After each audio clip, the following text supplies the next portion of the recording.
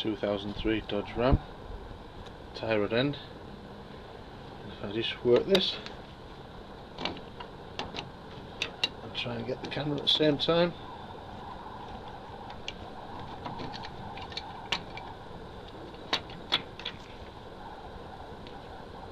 You can see how it's snapped off. Literally snapped off the boot. That's all that's holding on is the boot and muck. And I've been doing 70 miles an hour. There we are, completely out. And I'll show you when I dismantle it later. Okay, 2003 Dodge Ram Hemi, tyre at end removal. I've unscrewed the backing nut about a quarter of a turn, and I've wound the track rod end, or the tyre rod end, out, and I've already done it, but it was 19.5 turns. So there's the old track rod off, and you can see that is pretty much just wiggling away in there. There's nothing, that pin is sheared off in here somewhere.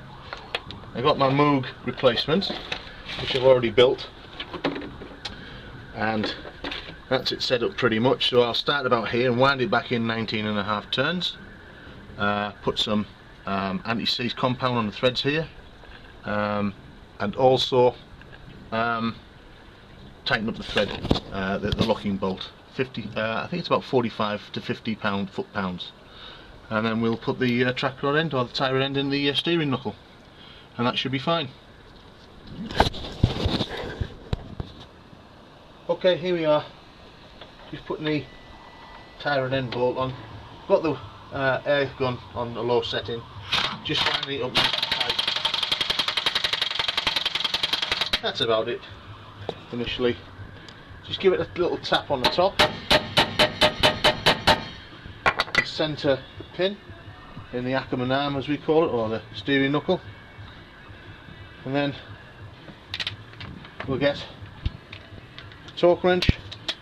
And although on a 1500 the standard OEM tyre rod end is set to 45 foot-pounds with an extra 90 degrees turn to tighten, the Moog specifies 55 foot-pounds.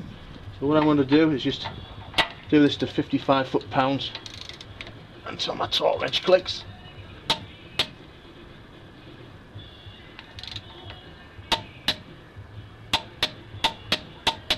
And then what I'll do is I'll line up the hole so I can actually put the split pin in the castellated nut, and tighten it as necessary to allow that to slide in place, and that'll be it.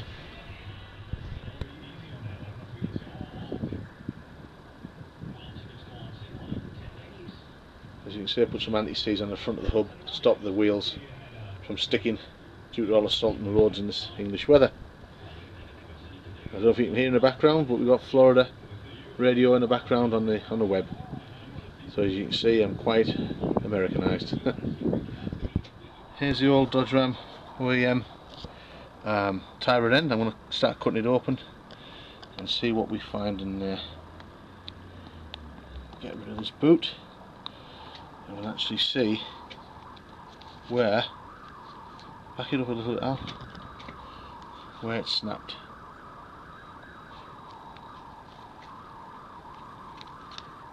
There we are. That's exactly what I've found. It's just actually not snapped anywhere, but it's just come out the cup.